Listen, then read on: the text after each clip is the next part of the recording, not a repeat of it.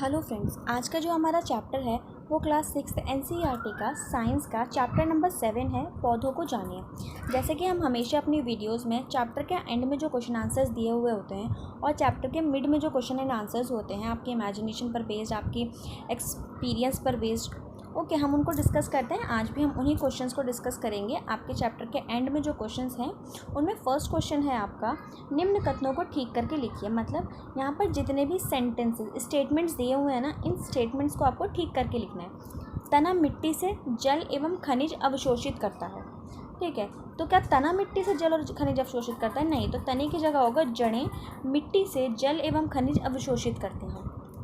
अगर आपको मेरी वॉइस में कोई डाउट लगे या फिर मैं कभी कुछ टंग ट्विस्ट होने की वजह से कोई वर्ड इधर उधर कर दूँ तो नीचे आंसर्स दिए हुए हैं, आप यहाँ से नोट डाउन कर सकते हैं। सेकंड पॉइंट है हमारा, पत्तियाँ पौधे को सीधा खड़ा रखती हैं। मतलब लीव्स जो होती हैं, क्या वो पौधे को सीधा खड़ा रखने में मदद करती हैं? तो नहीं, तो वो पत्तियाँ नहीं होंगी, वो होगा तना जो पौधे को सीधा खड़ा रखने में मदद करता है। थर्ड पॉइंट है हमारा, जड़ें जल को पत्तियाँ तक पहुँचाती हैं। मतलब जो हमारी रूट्स होती हैं, ये जो जड़ें हैं, ये पानी को पत्तियों तक पहुंचाती हैं? नहीं, तो जो हमारा तना होता है, ठीक है, ये क्या करता है, पानी को पत्तियों तक पहुंचाता है। देखिए जड़ें जो होती हैं वो पानी को तने तक पहुंचाती हैं और जो तना है वो पानी को लीव्स तक, पत्तियों तक पहुंचाता है। आगे है घ वाला जो हमारा पॉइंट है, ये पुष्प में बाह्यदल एवं पंखुड़ियों की संख्या सदा समान होती है। मतलब जो फूल होता है, ठीक है, ये जैसे कि मान लेते हैं ये हमारा एक फ्लावर है, इसका जो बाहर वाला पोर्शन है, ये वाला पोर्शन, और इसकी जो लीव्स होती हैं, ठीक है, ये हमेशा एक जैसी होती हैं। यहाँ पर हमें ये बताना है। तो देखिए, पुष्प में बाह्यदल एवं पंखुड़ियों की संख्या हमेशा समान नहीं होती। मतलब हमेशा समान नहीं होती, ऑल टाइम ये अलग अलग होती है, कभी समान हो भी सकती हैं और कभी नहीं भी। ड़ है हमारा, यदि किसी पुष्प के बाह्यदल परस्पर जुड़े हों तो उसकी पंखुड़ियाँ भी आपस में जुड़ी होंगी। मतलब कोई फ्लावर है, कोई पौधा है, अगर उसका बाह्यदल आपस में जुड़ा हुआ होता है तो क्या उसकी जो पत्तियाँ होती हैं, पेटल्स जो होती हैं, वो भी आपस में जुड़ी होंगी। तो यदि किसी पुष्प के बाह्यदल परस्पर अलग हों तो उसकी पंखुड़ियाँ आपस में जुड़ी नहीं होंगी। ओके, तो हमारा जो लास्ट वाला पॉइंट है वो है, यदि किसी पुष्प की पंखुड़ियाँ परस्पर जुड़ी हों तो स्त्री केसर पंखुड़ियों से जुड़ा होगा। यदि किसी पुष्प की पंखुड़ियाँ परस्पर जुड़ी हों तो ये ज़रूरी नहीं है कि स्त्री केसर जुड़ा हो। मतलब ज़रूरी नहीं है, पॉसिबिलिटी है, मे बी कि हो भी सकता है और नहीं भी हो सकता है कि जुड़ा हो, किसी केस में हो सकता है कि जुड़ा ना हो। ओके, तो हमारा नेक्स्ट क्वेश्चन जो है वो है, निम्न के चित्र बनाइए। पत्ती, मूसला जड़, एक फूल जिसका आप सारणी 7.3 में अध्ययन किया हो। यहाँ पर इस क्वेश्चन में आपको क्या करना है, एक पत्ती का चित्र बनाना है, जड़ों का चित्र बनाना है। मूसला जड़ वो होती है जो इस तरीके से दिखती हैं, ठीक है, मतलब ज़्यादा चौड़ाई में नहीं फैली होती, लंबाई में फैली होती है, लंबी होती है, नीचे गहराई तक होती है। उसके बाद है एक फूल, ये देखिए, ये लीफ की पिक्चर, मूसला जड़ की पिक्चर आपको बनानी है। उसके बाद आपको फ्लावर की पिक्चर बनानी है, ठीक है। आगे चलते हैं। जो हमारा क्वेश्चन नंबर 3 है वो है, क्या आप अपने घर के आसपास ऐसे पौधों को जानते हैं जिनका तना लंबा परंतु दुर्बल हो? इसका नाम लिखिए, आप इसे किस वर्ग में रखें। तो देखिए, मनी प्लांट। मनी प्लांट अक्सर हम सभी के घर में होता है पौधा। इसका जो तना होता है ना वो बहुत लंबा होता है और दुर्बल होता है, ठीक है। ये विसर्पी लता वर्ग में आता है। मतलब मनी प्लांट आपने देखा होगा, उसकी जो लीव्स होती है ना वो अपने तने के सहारे नहीं खड़ी होती, ठीक है, वो दीवार के सहारे, कोई भी जाल लगा होता है, बालकनी की रेलिंग्स होती हैं, उन सब के सहारे दीवार से ऐसे ऐसे जा रही होती हैं, ठीक है, खुद अपने सहारे पर नहीं खड़ी होती।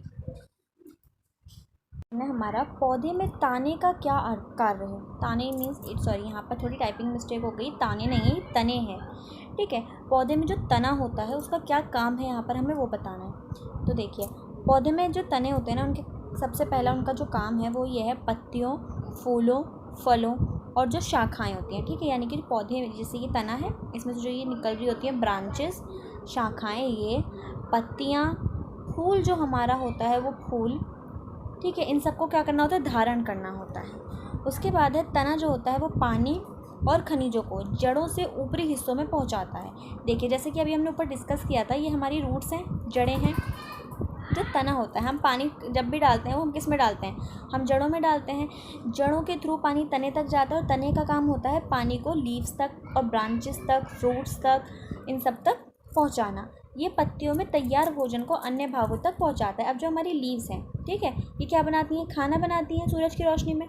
उसके बाद जो ये खाना होता है ये पत्तियों से बाकी जगहों पर पहुंचाया जाता है तने की सहायता से। ठीक है, आगे चलते हैं। क्वेश्चन नंबर 5 है हमारा, निम्न में से किन पत्तियों में जालिका रूप शिरा विन्यास पाया जाता है। गेहूँ, तुलसी, मक्का, घास, धनिया या गुड़हल, इनमें से किस में, ठीक है, किन पत्तियों में शिरा विन्यास पाया जाता है। तो ये हमारा तुलसी, धनिया और गुड़हल 3 है। 6th क्वेश्चन है हमारा, यदि किसी पौधे की जड़ रेशेदार हो तो उसकी पत्ती का शिरा विन्यास किस प्रकार होगा। तो देखिए, अगर किसी पौधे की जो जड़ है वो रेशेदार होगी तो उसका जो शिरा विन्यास होगा ना वो समांतर होगा। नेक्स्ट है हमारा, यदि किसी पौधे की पत्ती में जालिका रूपी शिरा विन्यास हो तो उसकी जड़ें किस प्रकार की होंगी। तो उसकी जो जड़ें होंगी वो मूसला जड़ होगी। क्या आप किसी पौधे की पत्ती की छाप को देखकर ये पहचान सकते हैं कि उसकी जड़ मूसला होगी या झकड़ा जड़ होगी, और अगर जान सकते हैं तो कैसे, आपको ये बताना है। तो देखिए, हाँ, हम ये जान सकते हैं पत्ती की छाप को देखकर कि उसकी जो जड़ होगी वो मूसला होगी या झकड़ा होगी। ठीक है, तो देखिए कैसे जानेंगे। यदि पौधे की पत्ती में जालिका रूपी शिरा विन्यास हो तो वो जड़ें मूसला होंगी, और पौधे की पत्ती में समांतर शिरा विन्यास हो तो उसकी जड़ें झकड़ा जड़ें होंगी और वह रेशेदार जड़ें होंगी। देखिए लीव है, ठीक है, इनमें क्या होगा, अगर जालीदार होंगी, जैसे जाली बना होगा, आपने देखा होगा ना लीव्स में ऐसे जालियाँ बनी होती हैं, किन्हीं लीव्स में ऐसा कुछ होता है। अगर ऐसा होगा तो क्या होगा, झकड़ा होगी। ठीक है, और अगर ऐसा होगा तो वो होगी मूसला। आगे है, किसी पुष्प में के विभिन्न भागों के नाम लिखिए। एक पौधा है, ठीक है, पौधे के जो विभिन्न भाग होते हैं, यानी कि पौधे के अंदर जितने भी पार्ट्स होते हैं हमें उनके नाम लिखने हैं। तो सबसे पहला है हमारा बाहादल, पंखुड़ियाँ, स्त्री केसर और पुंग केसर। सॉरी बाय मिस्टेक, ये हमें पौधे के नहीं पुष्प के नाम लिखने हैं। पुष्प यानी कि जो हमारा फूल होता है, ठीक है, फूल के अंदर जितने भी भाग होते हैं, बाहादल, पंखुड़ियाँ, स्त्री केसर और पुंग केसर, इन चारों के नाम लिखने हैं हमें। ओके, तो हमारा 10th क्वेश्चन है, निम्न में से किन पौधों के फूल आपने देखे हैं। देखिए यहाँ पर कुछ नाम दिए हुए हैं, उनमें से किन किन पौधे के फूल आपने देखे हैं, आपको ये बताना है। घास, मक्का, गेहूँ, मिर्च, टमाटर, तुलसी, पीपल, शीशम, बरगद, आम, जामुन, अमरूद, अनार, पपीता, केला, नींबू, गन्ना, आलू और मूंगफली। ठीक है, ये सब इन लोगों ने दिए हुए हैं हमें। मैंने जिनके देखे हैं वो मैंने यहाँ लिखे हुए हैं। आपने इनमें से जिनके भी पौधे देखे हैं आप इनमें ऐड कर सकते हैं या फिर कट भी कर सकते हैं। मैंने देखा है मक्के का पौधा, टमाटर का, तुलसी का, पीपल, बरगद, आम, जामुन, अमरूद, पपीता और आलू भी मैंने देखा है। ठीक है, 11th क्वेश्चन है हमारा, पौधों के उस भाग का नाम लिखिए जो अपना भोजन बनाता है, इस प्रक्रम को क्या कहते हैं। तो देखिए, पौधों की जो पत्तियां होती हैं ना वो भोजन बनाने का कार्य करती हैं, किसकी मदद से, सूर्य की किरणों की मदद से। ठीक है, पत्तियों द्वारा भोजन बनाने की इस प्रक्रिया को हम यह बोलते हैं प्रकाश संश्लेषण की प्रक्रिया। पुष्प के किस भाग में अंडाशय मिलता है। तो देखिए, पुष्प यानी कि हमारा फ्लावर के कौन से पार्ट में हमें अंडाशय मिलता है, हमें ये बताना है। तो फ्लावर का जो स्त्री केसर होता है उसमें हमें अंडाशय स्थित होता है। ऐसे 2 पुष्पों के नाम लिखिए जिनमें से प्रत्येक में संयुक्त और अलग अलग पंखुड़ियाँ हों। तो देखिए, संयुक्त पंखुड़ियों वाला पुष्प मतलब धतूरा और टमाटर।